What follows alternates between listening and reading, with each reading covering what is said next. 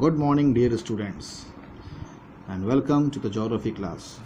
And so here, this is the 6th chapter, rocks and the rock cycle. Already 2 sessions I have finished. This is the last session, but let's do the quick revision, and then I will finish this chapter. So this is the rocks and rock cycle. So here you are going to study about the 3 types of rocks. What are they? As you can find here, that is the igneous rocks, which is also known as the primary rocks, because it is formed directly by the solidification of the magma. Sedimentary rocks, which is also called secondary rocks, the first type, and metamorphic rock is also secondary rock, a second type. So these are the 3 types of rocks. You are going to study about these 3 types of rocks in detail. So first of all, let's see about the crust of the earth. So as all of you know, the solid crust of the earth is known as lithosphere. The word lithosphere is derived from the Latin word litho. Litho means rock, and so all the solid part, that is all the continents together, is called lithosphere. Well, now next thing we are going to see about the difference between the rock and minerals. So what are the rock? Rock may contain many elements, means many minerals, and it is also defined as an aggregate of minerals that forms a more or less definite unit of the earth's crust. In a simple or very simple definition, a short form, we can say rocks are an aggregate of mineral. So when we see about the rocks are formed by many types of mineral. Different types of minerals can be found in rocks. But when we talk about minerals, mineral actually is a single element. Single element, example, when we talk about iron. So iron is a single element, and zinc, gold, silver, or maybe manganese, mica. So all these minerals, they are a single element. But in a rock you can find all these minerals together in different percentage. So this is why this is the difference between the rocks and mineral. Now another thing, mineral has a definite chemical composition with its own chemical and physical properties. Why? Because minerals are a single element. But as the rocks, they contains many minerals, this is why they don't have any definite chemical composition, neither they have any chemical or physical properties. That is the most important difference between the rocks and mineral. So let's start here, first of all, the igneous rocks. So as you can find the word igneous, the word igneous rocks means the primary rock. These rocks are also known as primary rocks, and here you can find these rocks are formed by the solidification of the magma. That is molten material inside the earth, is called magma, but when it comes above the surface we call it lava.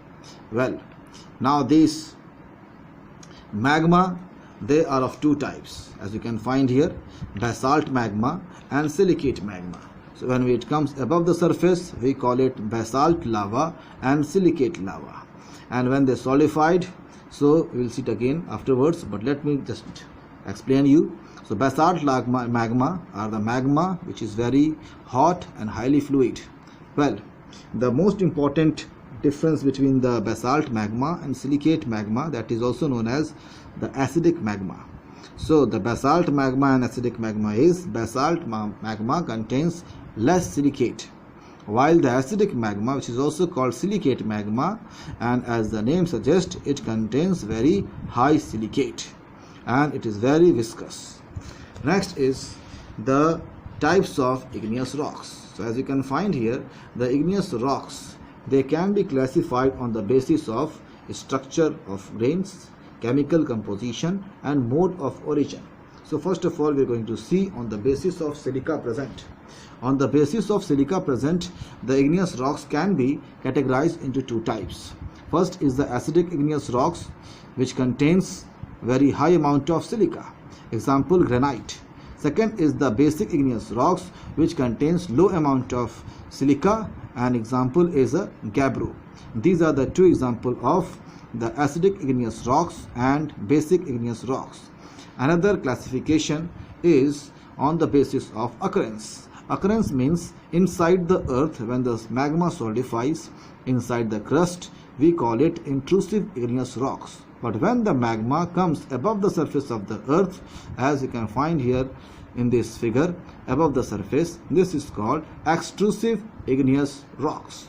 Now, again, this intrusive igneous rocks is classified in two types. First is the plutonic and second is the hypobasal.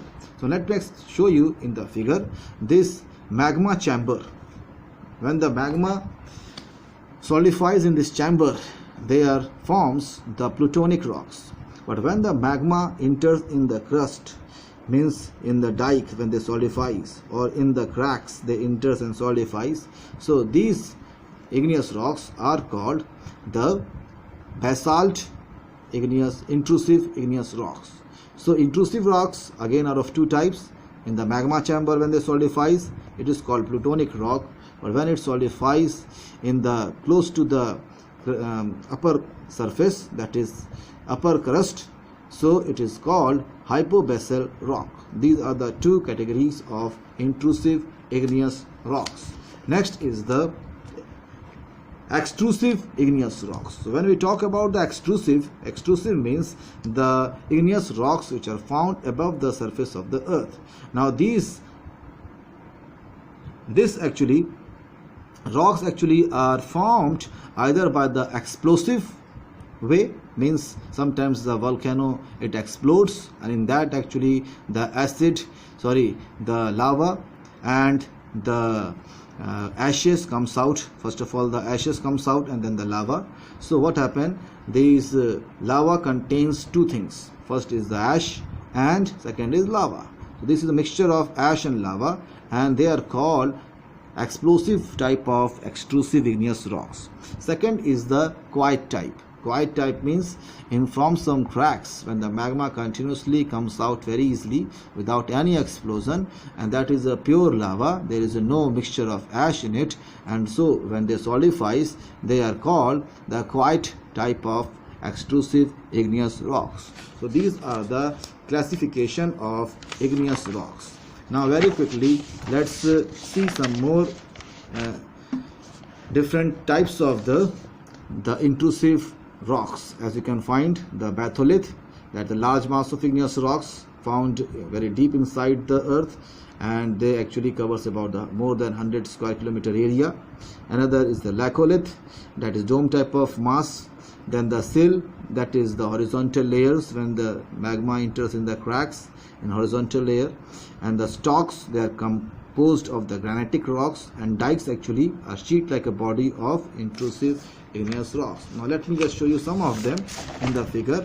And as you can see here, in this crack, as the lava enters and this magma solidifies, it forms sill.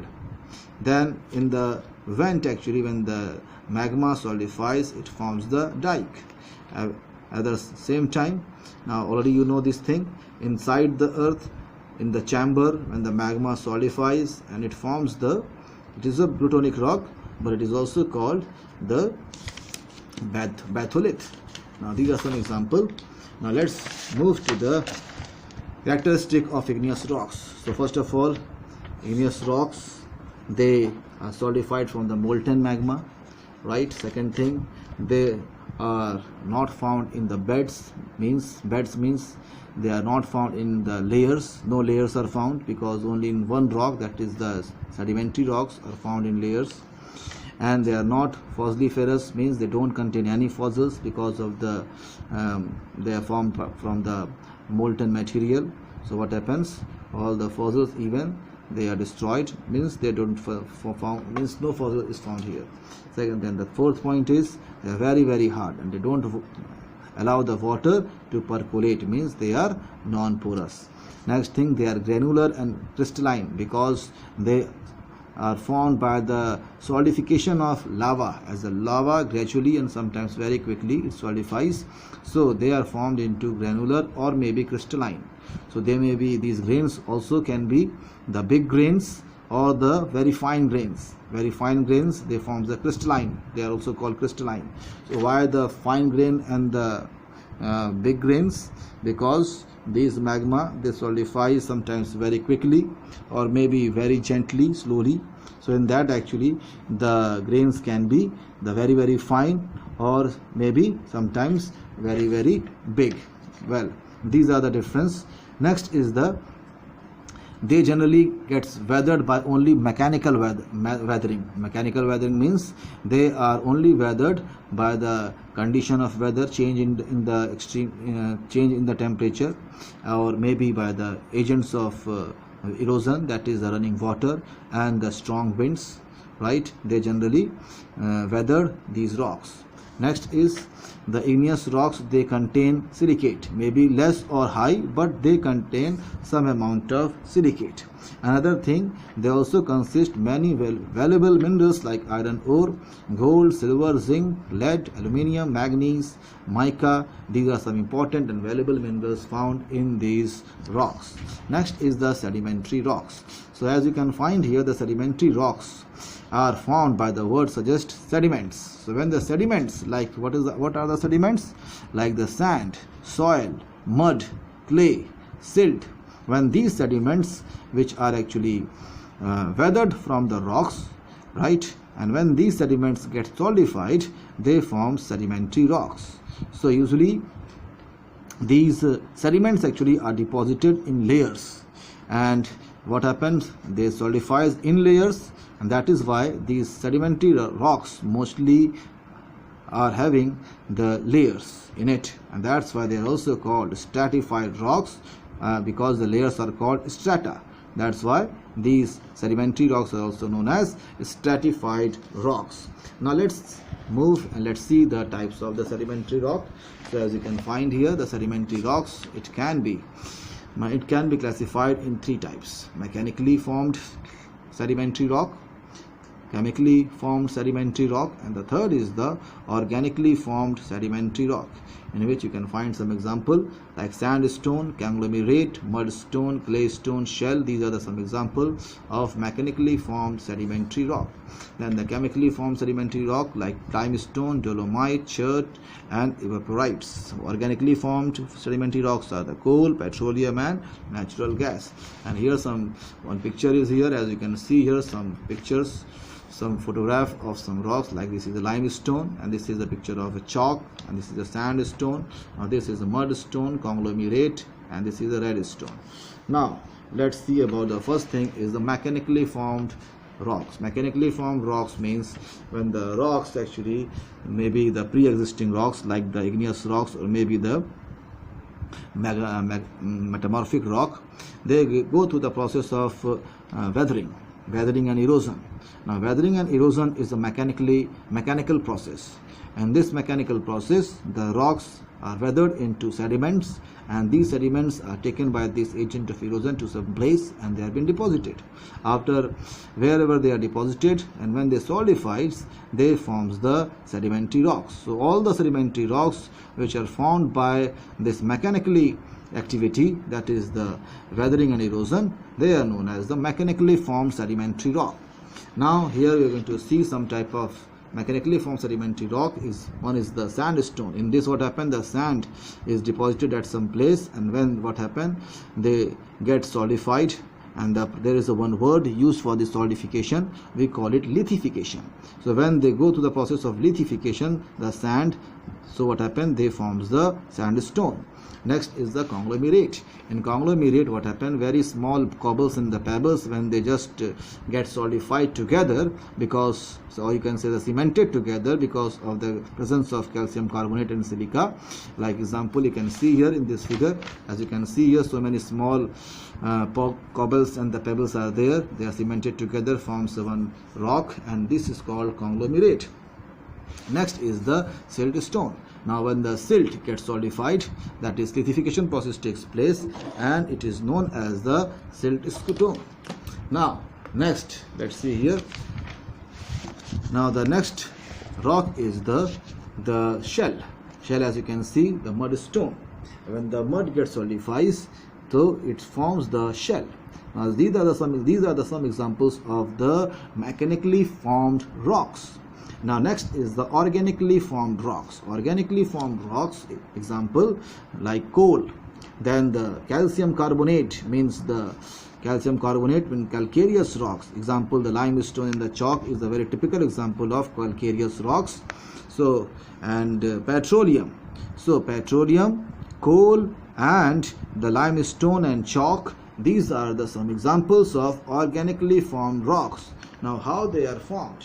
Because during the Jurassic age, when there were found large animals, and all these animals were buried because of some activity, as I explained you in the previous class, right? Because of some comet actually which just strike the earth, and because of that actually what happened, all these animals and all the extensive forests, they were buried, and after the long time what happened, they just converted into fossil. So the thing is, the calcareous rocks, all the bones of these big animals actually just change into calcareous rocks, and these plants actually they just change into the coal, and also in the layers of the rocks what happened, they also turn into petroleum. So this is how actually these rocks were formed. Next is the chemically formed rocks. An example is the salt. There are different types of salt is there, like there is a black salt, there is a one in Hindi, there is a one we call it sendha namak, that is so we also call it rock salt. So rock salt actually is a very typical example of chemically formed rocks, because what happened, as the water gets evaporated and the salt actually gets remained left behind, and what happened, it solidified and forms the rock. There are so many examples actually in the Dead Sea, in the Aral Sea, and the Caspian Sea, and the Sambar Lake. There are so many examples of the rock salt is found. Well, next is the Aeolian sedimentary rock. So as all of you know, Aeolian means the deposition done by the wind. When the wind carries the very fine particles of soil and deposit at some place, so that soil is called loess, and that deposition is known as Aeolian. Now what happens, when this loess actually it gets solidifies, it is called Aeolian sedimentary rock. These type of rocks actually are very common in the Huanghe Valley, that is in China. Next is the glacial sedimentary rock. So what happens, as all of you know, as the glaciers they move, they also erodes the surface of the rock, and these all deposits are brought down, and these deposits are known as the moraines. Moraines means the red sand which usually you can get in the market. All of you know about the morang in Hindi we call it, but that is moraine. Well, sometimes actually this moraine actually they get accumulated and they solidifies and they just forms a rock, and those rocks are called glacial sedimentary rocks. Next, the petroleum already we have discussed, that is the rock oil. It is also called the rock oil. How it was formed? By the product of the decayed vegetation and the plant remains, as I explained you. Now next is the rock salt. So as you can see, the rock salt that is formed by the evaporation in the saline lakes, the water gets evaporated and the salt which was left behind gets solidifies and forms the rock salt, and this is the example of the chemically formed rocks. And last one is the coal. As I explained you, this is the example of organically formed rocks. Now next is the characteristic of sedimentary rocks. So very quickly we will just finish it. So as you can find here, the material actually, the sedimentary rocks usually they are derived from the parent rocks, means the igneous rocks and the metamorphic rocks. When they go through the process of the weathering and erosion, what happens, they just turn into sediments, and when these sediments get solidifies, they form the sedimentary rocks. So usually all the sediments actually that is called the material that is usually obtained from the parent rock. Parent rock means the igneous rock and the metamorphic rock. Now usually the sedimentary rock you can find, they are found in layers, and they are also solidified in layers, and that's why already I explained you this is called, that's why they are also called stratified rocks. Now these, because of the tectonic movement, actually usually the sedimentary rocks are found in the horizontal layer, but sometimes actually because of the tectonic movement, what happened, some places they are also found in tilted form or maybe even lateral form because of the compressive and tensional forces. Well, next is the sedimentary rocks. Actually usually you will find they are deposited in the rivers and in the sea also. Now sometimes actually they can form big structures like boulders. Cobbles means the smaller rocks, pebbles are much smaller, granules means very small rocks, and then the sand, silt, clay and the lime, these are the example of the deposition. Well, these are, next is the sedimentary rocks. They are also characterized by the joints, because as I already explained you, they are having the layers, and these layers are joined by some joints. So that's why joints are very generally very common in these layers. That is, layers are also called bedding plane. Well, next is these rocks are permeable, means they are porous, they allow water. The water very easily can pass through these rocks. Now next is the sedimentary rocks. They contain fossil. Fossil means, as I told you, the fossil fuel like the coal and the petroleum are found in sedimentary rocks, in the layers of sedimentary rocks. As I told you, actually the remnant parts of the plants and the animals, right, they were buried under the soil, and what happened, they get solidified under the layers of the rocks, and so these sedimentary rocks usually contains fossil. That's why these rocks are also known as the fossiliferous rocks. Now next is these rocks, they can be well consolidated. Well consolidated means they can be very hard. Poorly consolidated means they can be very weak in structure, and even unconsolidated means they can be very softer in nature. So these sedimentary rocks, they can be very hard, even they can be soft, and they can be weak in structure. Well, next is the riverine sedimentary rocks. Near the river, actually, when the sedimentary rocks, when the silt, actually when the clay, they get solidifies into rocks, what happens when they gets dry, so they just forms the polygonal shape of the cracks. That's why these rocks usually they are having the found in polygonal shape. So this is about the sedimentary rock. Already I have finished this thing. Now let's start with the metamorphic rock. Now what happens here? What is the metamorphic rock? When the sedimentary rock and the igneous rocks, as they go through the process of metamorphism, means when they go through the process of extensive heating and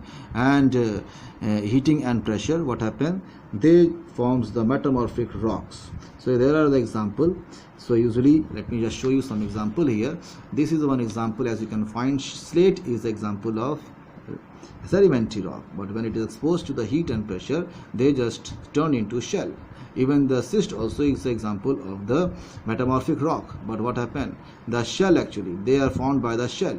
Shell is exposed to the intense heat and the pressure, and they form schist. So all these examples, slate, schist, quartzite, marble and gneiss, these are the examples of the metamorphic rock, and they all are actually formed either by the sedimentary rock or by the igneous rocks.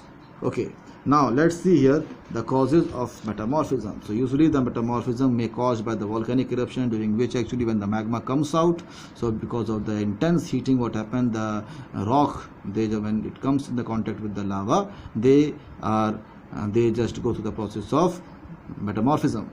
They get solidified, means they change into metamorphic rock. Next, in the mountain building movement also, as all of you know, during the mountain building movement, what happened, the tectonic movement takes place, right, and because of that the folding activity occurs. In this, actually the surface of the earth, it gets folded, means the wrinkles are formed on the upper surface. In that, actually very intense pressure is caused actually because of this intense pressure, which is really caused by this movement in the earth. What happened? The metamorphism takes place. Then the endogenetic forces. Already I explained you that the whole earth actually is divided into different plates, and all these plates, they move in different direction. Now because of this movement in these plates, what happened, there are sometimes very intense pressure is created between the two plates, and what happened, many places sedimentary rock and the igneous rocks, they turned into metamorphic rocks. And next is the contact with the undergoing water. As you can find, sometimes very hot rock, right, when it comes into the contact with the very cold water. So very quick change in the temperature that brings the metamorphism in the rock. And even sometimes actually near the volcanic region, because where the springs and the geysers are very common, so usually the spring and the geysers, they are having very hot water, and the temperature of water can be more than 5000 degrees centigrade. Now in such a intense heating actually, when any rock, when it comes in contact with this water, very hot intense hot water, so what happened, the metamorphism takes place, and sedimentary rock and the igneous rocks, what happened, they turn into metamorphic rock. Well, these are the 4 causes: organic eruption, the mountain building movement, endogenetic forces, and 4th one, on contact with the undergoing water. Now next is, let's move to the characteristic of the metamorphic rock. So as you can find here, the first characteristic is metamorphic rocks. Actually they are formed actually, and change occur actually. And what happens here, suppose there is a sedimentary rock, when it changes into the metamorphic rock, in that actually both the texture and the mineral composition both gets changed. They don't remain the same, both gets changed. Example, limestone, when it turns into marble, you will find they are totally different, right? Next is there are some example actually in the metamorphism. What happened, maybe if sedimentary rock or igneous rocks, they go through the process of metamorphism, so they becomes more harder.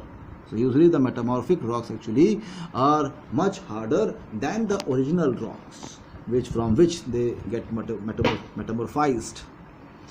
Now next is the fossils actually are not found in these metamorphic rock. If the fossils are present in the sedimentary rock, so what happens when they go through the process of metamorphism, so all the fossils, they get destroyed.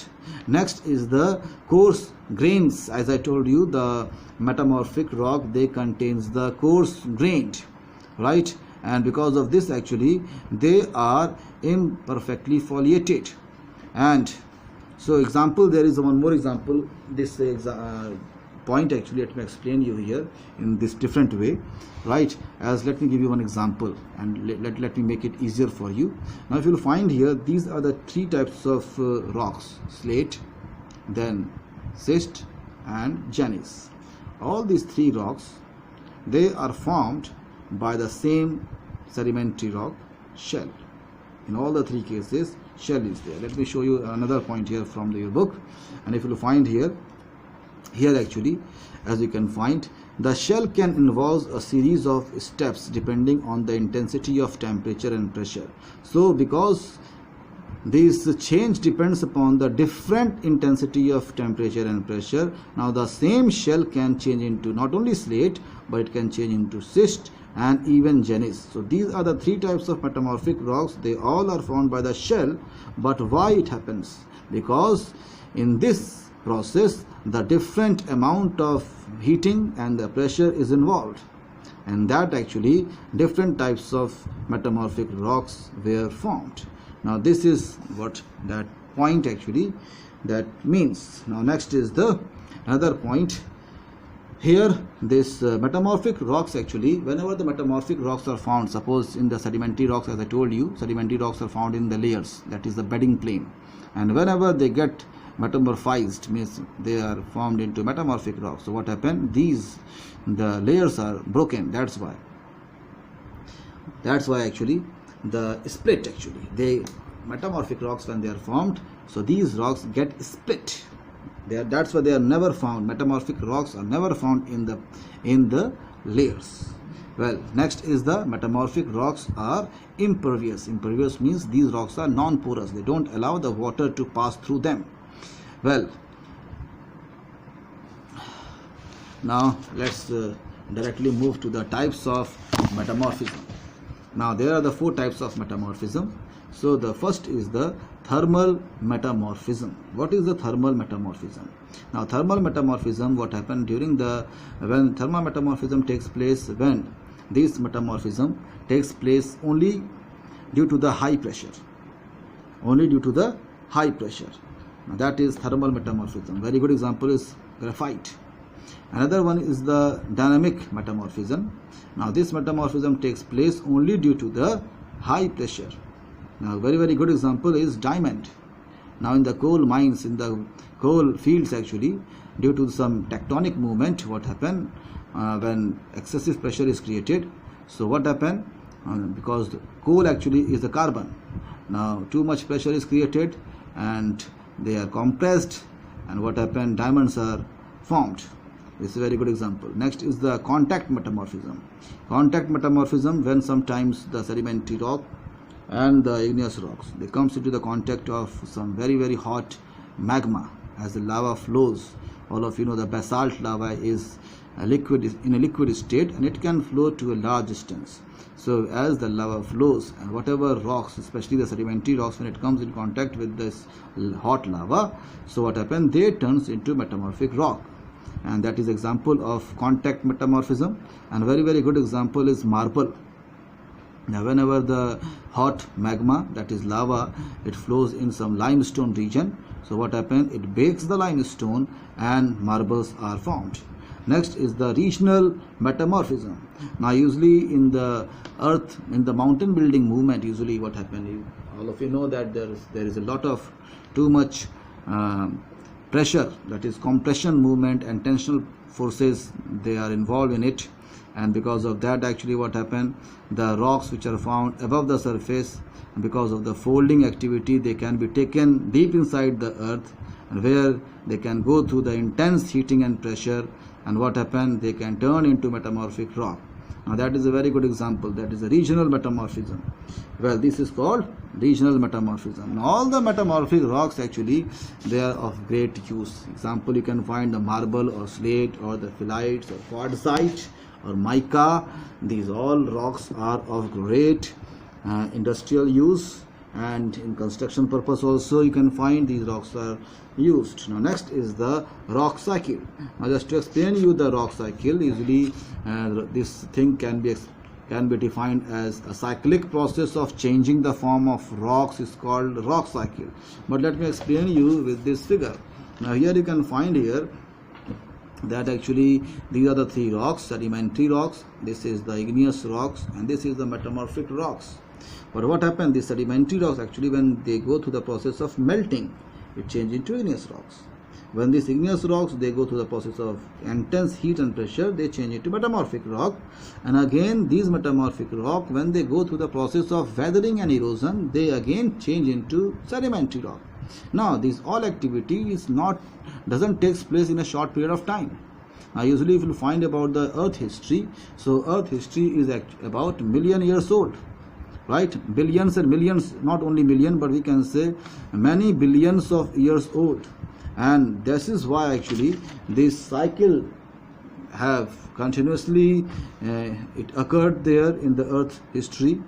And another thing, one more thing you can find in the another way also, igneous rocks, when they go through the process of weathering and erosion, they turn into sedimentary rock. Now sedimentary rocks, when they go through the process of heat and pressure, they turn into metamorphic. Again this metamorphic rock, through the process of melting, again can change into igneous rock. So this is a cycle, either this way or this way. In both cases, this is a cycle actually, and this cycle is called rock cycle. Now next is the economic and geographic importance of the rocks. So you can see here the first importance is, if you take the example of all types of soil, maybe the silt or maybe all types of soil, either alluvial soil or black soil. Now these all soil actually is very fertile. All agricultural activities are carried in soils. Now how these soils are formed? These soils are formed due to the weathering and erosion, that is the denudation, as I explained you. And we can call by the process of disintegration and decomposition of rocks. So this is how actually when the rocks, they turn into soil, silt or mud, they can be very important for the agricultural activity. Now next is these rocks contain so many different types of metallic minerals like gold, zinc, copper, iron. They all are extracted from the rocks, and they are so important. At the same time, rocks also contains the minerals like coal and petroleum. Now coal and petroleum, they are called the energy mineral, right? They are very essential in the industries, both of them, not only the metallic minerals but also these coals and petroleum. which is also known as the energy mineral. Okay, both are very, very important. Now next is the there are so many another example of raw material, like example of the limestone, gypsum. They are very, very needed in cement. Cement actually is manufactured by these two minerals. And many minerals are mixed in that, but two very important minerals which is found in the cement is limestone and gypsum. Then the coal and the manganese, or maybe iron ore, they're all important. Bauxite actually is rock, and bauxite is used for what thing? For extraction of the aluminium. So aluminium industry depends upon bauxite rock.